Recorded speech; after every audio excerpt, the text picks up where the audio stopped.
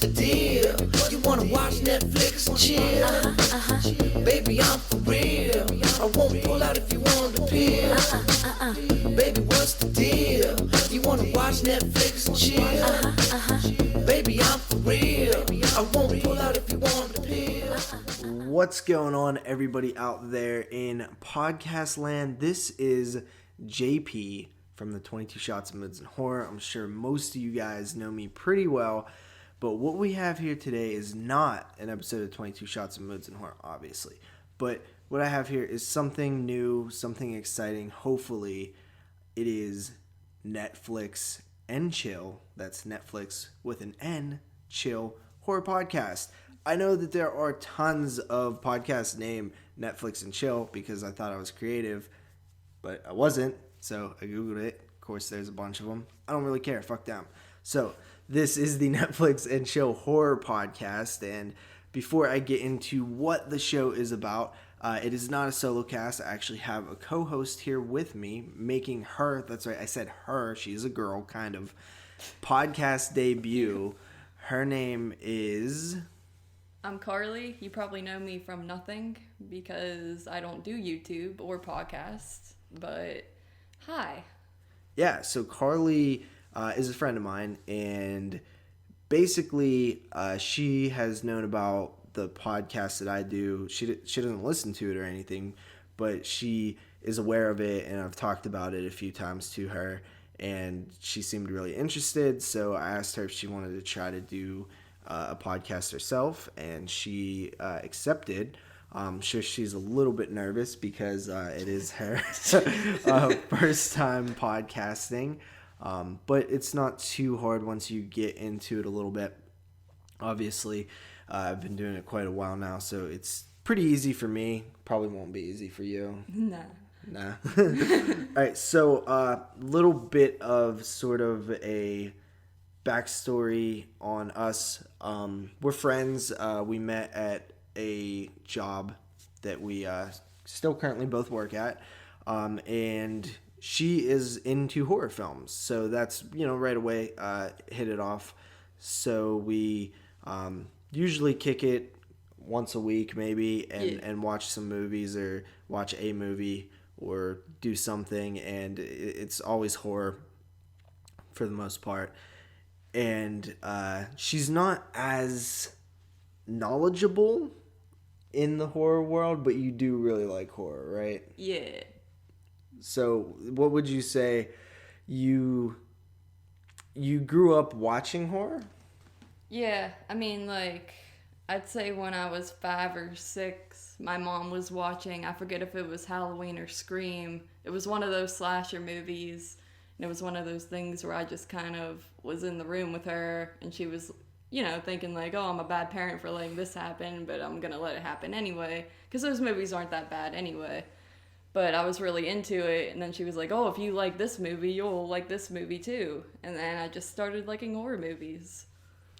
Yeah, so with me, it was very, very early that I started watching horror films, and I always was seeking that thrill from some of the first ones that I watched, seeking that fear, that scare, because unlike some kids who maybe they seen a clip to a horror movie walking past the TV, or they ended up watching a full one and it terrified them to death, and it was a huge mistake or whatever by the parents, and then they didn't show them anything else like that, or they didn't see anything else like that.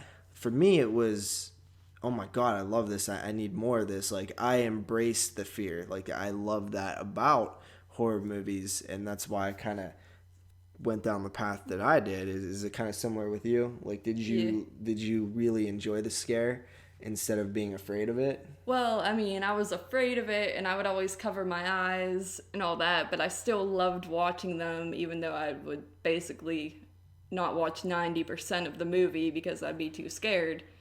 I remember I'd go to my grandma's. I went to my grandma's once, and I brought Scream with me because I wanted her to put it in for me, and I was covering my eyes throughout the first bit, And, like, she immediately turned it off and put on, like, Dora the Explorer. And I was really pissed off. And I, like, turned and, like, just, like, sat on the couch. Like, all mad. Yeah, I pouted.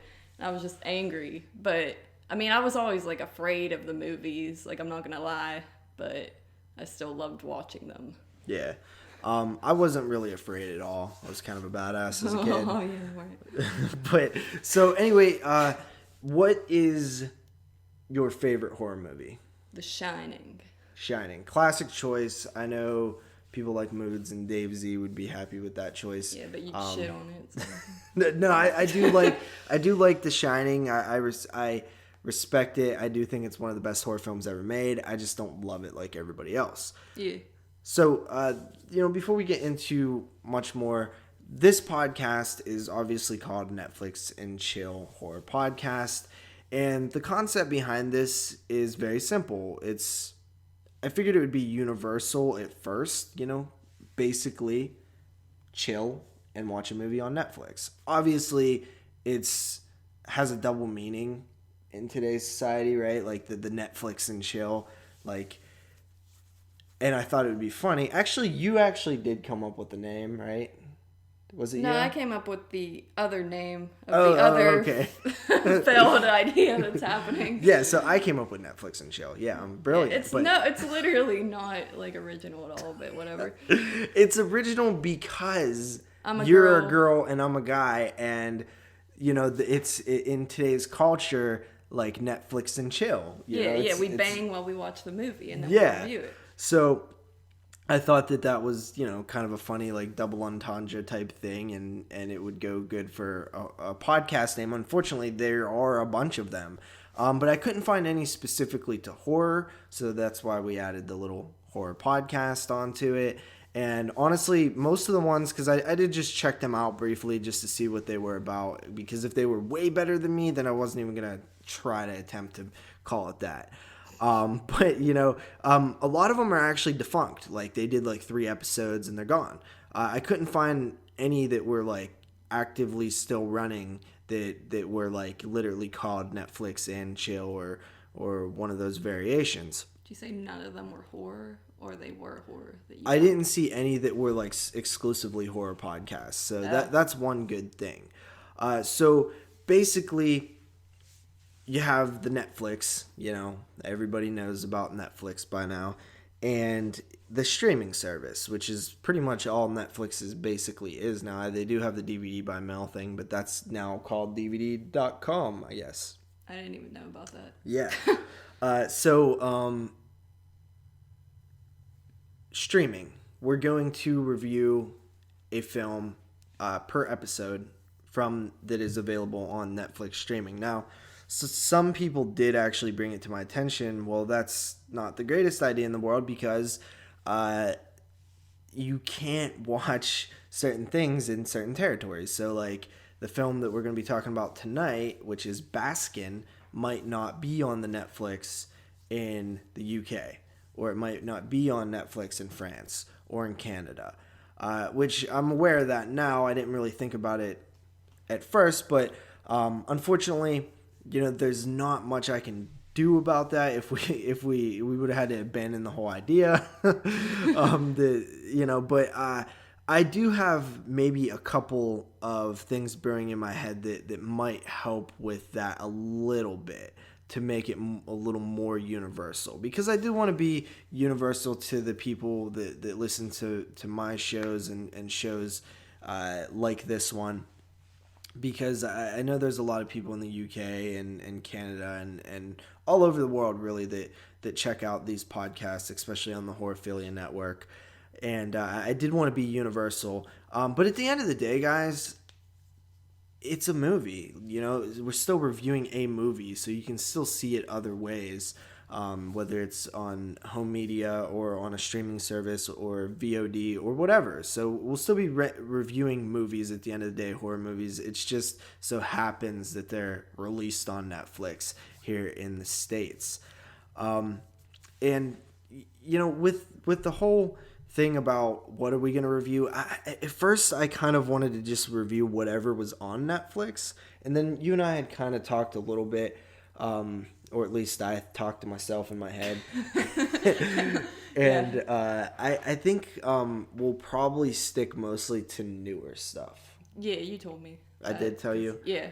Okay, so the reason for that is because I think the newer stuff is a little more relevant to the type of people that might be happening upon this podcast. And I think that, it'll be beneficial. My idea here is to maybe release it on like a Thursday, and people can, listen to it, download it, and then hear what film we're talking about. And if it's a current, more newer release on Netflix, then maybe after they listen to the podcast, they know what they're watching Friday night, whether it's date night or just chill on the couch by yourself, Netflix and chill with your hand or whatever. No, I kid. No. But you know what I'm saying? So it's I have like an idea behind what I would hope and like the show to maybe be. But at the end of the day, it's a fucking movie review. So that's what it is. Do you have anything to add to that? I mean, it's good because we can see like new movies too instead of just watching the old stuff that's on there, because I'm sure you've probably seen like every movie anyway. Yeah, to you it does seem like I've seen every movie anyway. I mean, I watched 225 movies this year and I still get called names. It's true. We did have a little sort of wager going where we saw, challenge each other to see how many movies we can watch. I did not do as good as I had hoped, but I still beat you, so that's all that matters. I'm just saying, you're talking mad smack. And yeah. You didn't beat me by that much. Yeah, it's true. It's true. For being, a novice, like I call you all the time, you did fairly well in the 365-day challenge, and the new challenge has begun. As of the first of this year, and we are both up to 2 films now, I believe. Yeah. So neck and neck. Anyway, so that is sort of our little intro here. This is Carly. You guys know me as JP. So this is sort of a pilot episode. We're gonna put it out there, and if you guys like it, you want to hear more about it, you want to hear us cover more films, you want to throw us recommendations, then we'll continue it on. If we do continue it on, it'll most likely be a bi-weekly podcast, meaning every other week for those of you who are dumb, like you, Carly. Fuck off. But yeah, bi-weekly I think would be fair, and who knows if it is successful, if people download it, if people like it, there's always more room to do more. That's, how most of these podcasts work. If nobody listens, then what the hell, we'll just continue to watch movies and talk about them afterwards and not record it. You know what I mean? Yeah. Wait, podcasting 101, you do not insult the listeners. I mean, like, if you ain't listening, then they're not listeners, so, like, Fair point. So, we're going to get into Baskin here right after we take a quick break. We'll be right back. Kalk gidelim sevdim, Bedriyeler basmadan.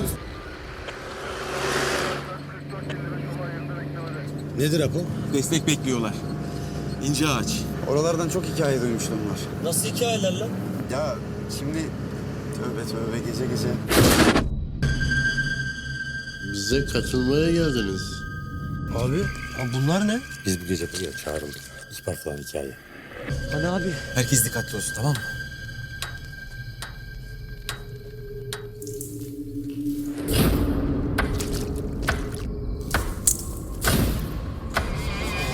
Sen hala farkında değilsin. Kimsin lan? Konuşsana lan!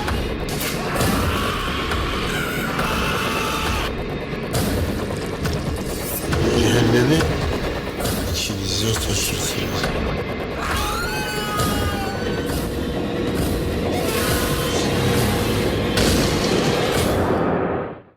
Uyuduğunuz gibi ölürsünüz, uyandığınız gibi dirilirsiniz.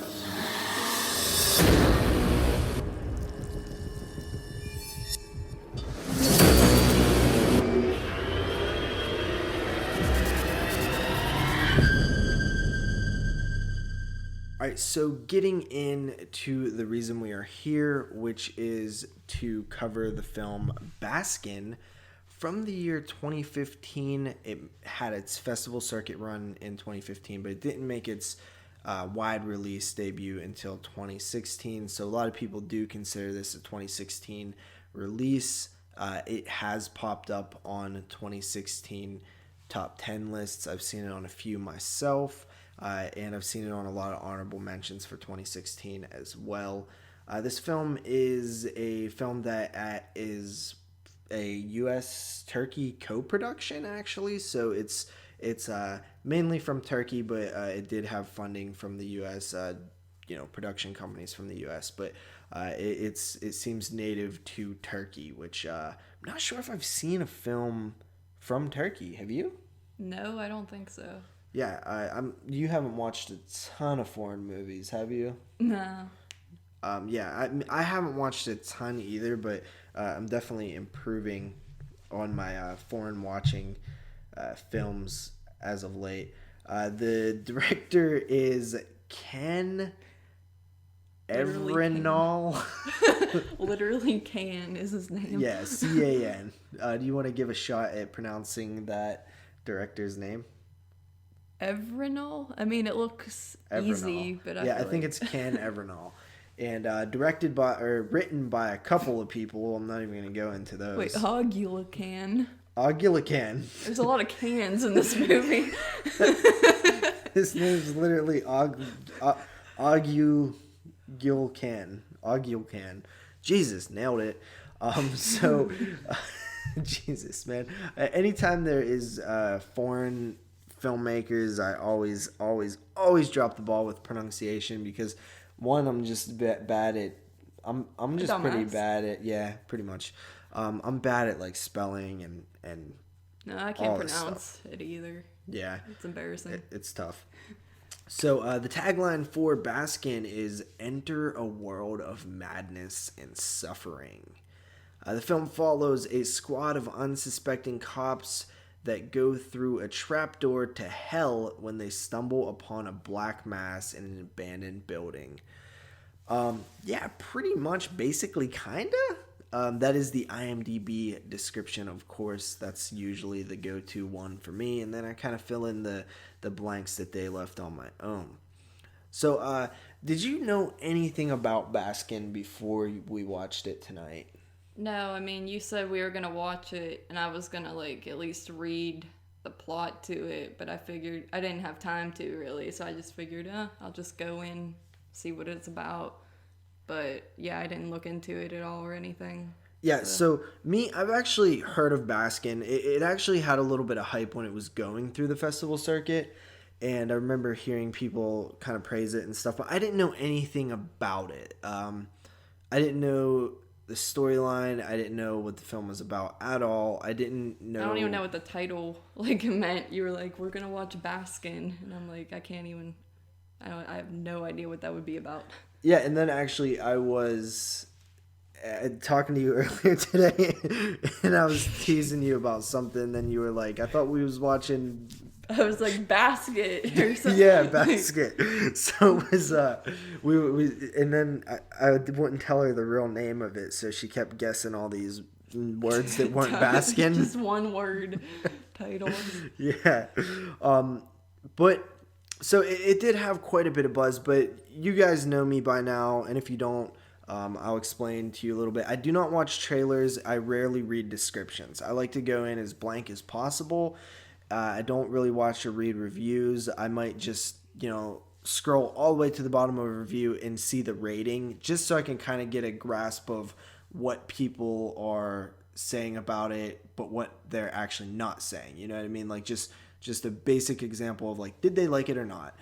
How much did they like it? And, I'll keep a mental note of, if I see Baskin with 10 tens or something, I'll make note of that. I don't need to know what the movie's about, but I just do try to steer towards the better films, especially when I do the top 10 of the year list. I have to see all these things, and I'd rather watch the good ones instead of the bad ones. But for the most part, I don't pay attention to anything that actually explains what the film is. And I recommend that a lot of people do that. that are listening too, because it's a fun way to go into a movie to not know what to expect. So, Baskin.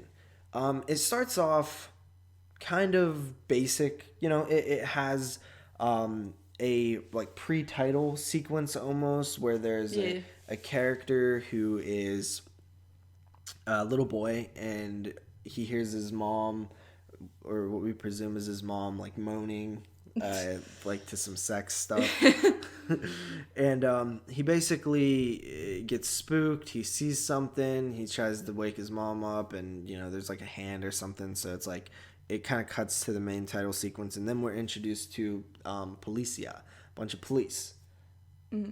And it kind of reminds me of like Goodfellas in a way. Like these guys are all just sitting around playing cards at a table, and like the scene like almost seems like it was completely inspired by that movie, which was kind of cool because it was kind of like out of nowhere. Like I wouldn't expect that to be in a horror film.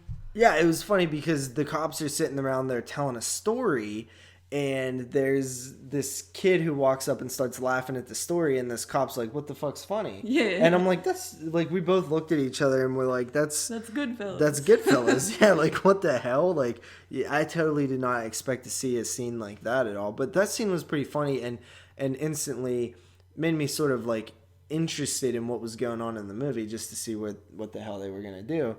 And from there it kind of just goes along a little bit. We follow these cops, and they eventually go out. I don't. Do you know where they were going? Like, did they just? I don't know. They were just like it was confusing. It was just like all of the police apparently in that entire country were just like in this tiny van. And they were just singing along to a song and driving. It looked like they were having a good time. I don't think they were solving any crimes or anything. But yeah, we actually made that joke during the film that like these guys aren't like squatted out in different like patrol units or anything. Like the entire police force is like in one van. They're just like we the police. Like, the police in Turkey is just one van full of guys. That's the entire police apparently. But so they end up getting ran off the road for some reason or another. And what I actually found to be, both incidents involving the car, trying not to spoil much, but but the first one, we both kind of was like, oh, like a little jump there. And the second one, like she just started screaming. It was crazy. Shut the fuck up. You like hugged me and cried a little bit. Yeah, right. So I don't know what you're talking about. Yeah, right. Okay. But yeah, it was there was a scare, and to me it actually was pretty effective. I was like, okay, props movie. You kind of freaked me out a bit. Yeah, like honestly, the whole beginning like section of the movie was real creepy. Like I like that about it, because sometimes movies these days don't really scare me, but that was actually creeping me out. Yeah, I was genuinely surprised that I was able to get a little shock when I'm in a room with another person. Normally that only happens to me if I'm by myself, and it rarely happens to me, and it almost never happens to me when I'm with other people. You just feel it's not scary to be with somebody than alone. So I was surprised that it was able to give me a little jump. It possibly was because I was talking shit right before it happened. I was like talking shit about something on the movie or something, and then it's just like, yeah, and I was like, oh shit. So after that, they kind of venture into this little community type thing. It was kind of weird. It seemed like a bunch of homeless people, and then eventually they happen upon this building, which was apparently a police station that is abandoned. And once they go in there, that's when, like, I guess shit hits the fan. But I'll kind of leave it off there a little bit. The vibe that I don't know about you, but the vibe that I was getting while watching this was Hellraiser. I was gonna say that too, actually, during the movie, but I thought I would sound dumb. So, but like, yeah, I felt the same way, especially like towards the ending. Like it was just like spiraled into like a whole different movie almost, like, whole different like atmosphere. Yeah, it was kind of bizarre because what we're seeing is just a bunch of things that have no direct explanation. We're just seeing like, oh, like there's this, and oh, there's that, and there's chains over here, and there's some things hanging over here, and look, that guy's in the corner. Like it was kind of just like a bunch of different movies like rolled into one. Like I kind of got some Blair Witch vibes. And Yeah, like it was Hellraiser. like it reminded me of 3 different movies, but in a way it was kind of original, like in its own way too. Like I don't know. Yeah. To me personally, I feel like this film starts off great. It has a lot of cool things happening in it, right? There's a lot of cool visuals. Like it's shot pretty well and stuff. Yeah. But I feel like the main problem to this film is that it should have picked a specific route and kind of stuck with it. I think that what you have here with this almost like cult-like, or like these like devil worshipping people, these like crazies that are all like, you know, gross looking and got all kind of masks and shit on, like Yeah. like that's just roll with that stuff, right? Like these police should have just went there and like that been happened earlier, you know. They spent so much time getting there, and then once they're there, it didn't feel as powerful like what was happening. Like there wasn't really much character development either. Like I guess there Yeah. was kind of a protagonist, but he didn't really seem like you couldn't really root for anybody in this movie or really connect with anybody. Because it was kind of confusing too at some points. So like you didn't really know what was real and what wasn't. Like I feel like at the beginning it started out, I kind of was caring about the characters and I was interested in them. But like you said, it's like the first half was real good, and then they kind of just, it all hell like breaks loose towards the end, and it's just like, yeah. Yeah, but Like, oh, shit. even the like when hell does break loose, it felt just it just didn't feel like as powerful as you would expect. You know what I Yeah. mean? Like there was one scene where one of the characters is kind of getting tortured, and that was like kind of the highlight of the movie almost, in terms of like what they were trying to do. It seemed Yeah. like, I think like what I was picturing and what I was expecting when it started going down that route was for it to be this like crazy, almost like, think of a film like Hostel, right? Like that third act where he's captured and he's tied up in the thing, that long, you know, dramatic like journey that he takes through like surviving and escaping, and like, Yeah, it's I drawn expected out. it to be more like that, where it's like just brutal as hell, because that seemed where it was like going. Yeah, and then it it was was gonna be building up. like, it was gonna be a build up of like all these things that are happening, but it was kind of just like one scene and then like another scene, and then it was like, I don't know, it just felt like anticlimactic to me in a way. Yeah, like one big thing happened, then like all of a sudden it's like over. Like all the bad. Yeah, the film was definitely stylish, though. I'll give it props for that. The set design is really good. Like the prison, or not the prison, but the police station is, you know, very, very well set up. Like I was telling you, that scene where they were looking down the stairwell. Yeah. And it was like just a spiral stairwell of like just old looking, just decrepit, like stone, you know, concrete, just... I like the caving in. colors at the beginning too.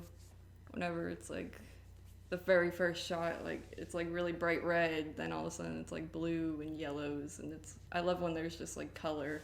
Yeah, and the end of the film actually has a lot of bright red going on too, which I do like myself. I'm a sucker for like these bright, like almost like neon red colors and stuff. It's definitely a movie that is a little ambiguous in its actual story. It seems to definitely have to do with hell. Yeah. Whether it's like the hell that we know, like Christian or Catholic hell, or the hell of like the Hellraiser movies, where it's like, okay, this is hell, but it's not like any hell that we know. It's not the hell that we are familiar with. I think it's almost more along the lines of like the Hellraiser. This film felt very inspired by Hellraiser to me. But it does not hold a candle to Hellraiser, in my opinion. I Yeah, know it you're was not like- like the biggest fan of Hellraiser. No, I like the first one, but those other ones kind of ruined it for me. But anyway, yeah, it was trying to be like Hellraiser, but like it was trying to take its own approach to Hellraiser, and it just wasn't living up to it, I'd say. Yeah, it's Because Hellraiser has already been done. Like, and that's original in itself. You can't really... There's not much more you can do unless you think of something amazing.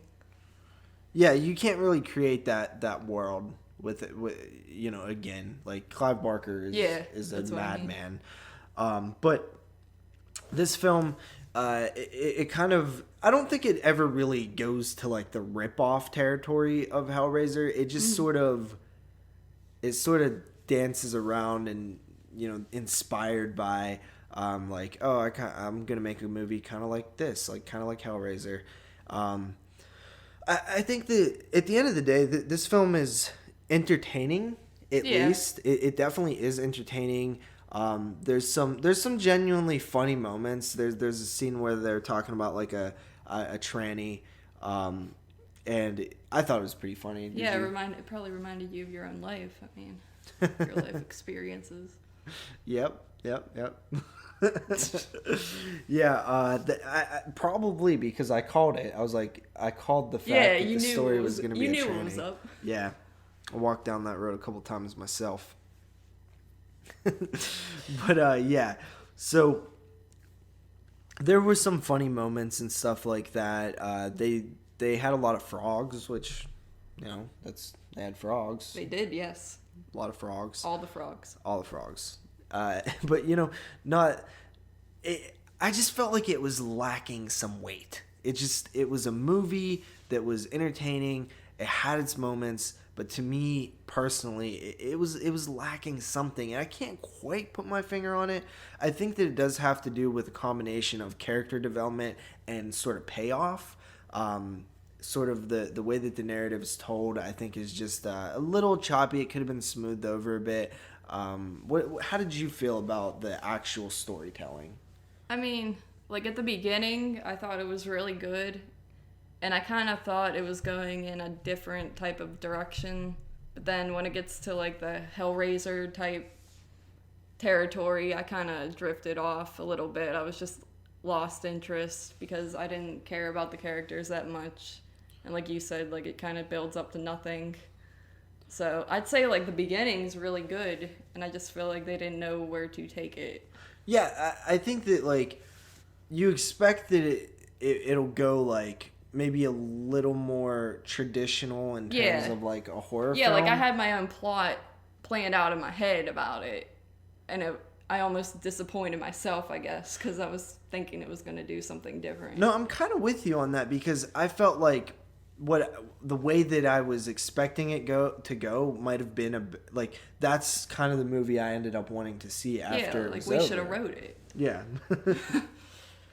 But I think that this film definitely gets praised because it's a little art housey, and some people dig that. I love the art house type films. And it's just something a little different, a little refreshing. Like we don't really get films like this too often that are like kind of this Hellraiser style, which I am using the crutch of saying that it's Hellraiser a lot.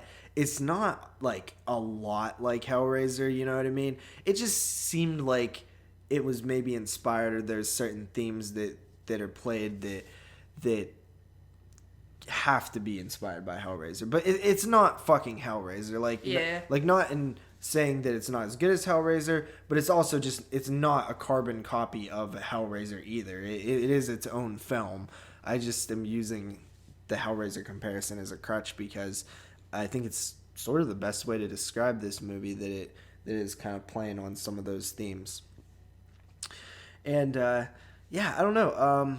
Do you have any, glaring positives or glaring negatives that you can think of?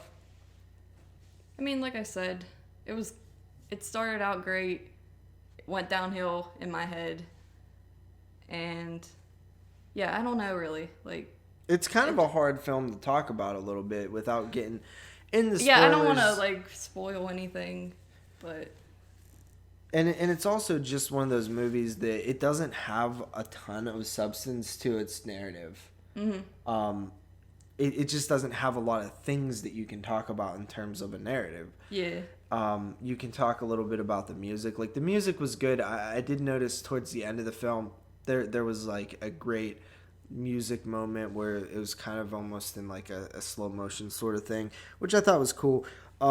There is a lot of jumping around in this film where you're not really sure if it's like the middle of the movie or like the end of the movie, or like it's like something that isn't even part of the story. Which I'm not a huge fan of all the time if I can't follow it or if I get lost somewhere in the middle of it, because I feel like I have no idea what happened during the movie if I get real confused. Were you very confused in this one, or just a little? Not very. It was slightly. It wasn't terrible. I'm just saying. Like, I feel like that's a risky route to take all the time with movies when you jump around like that. Yeah, for sure.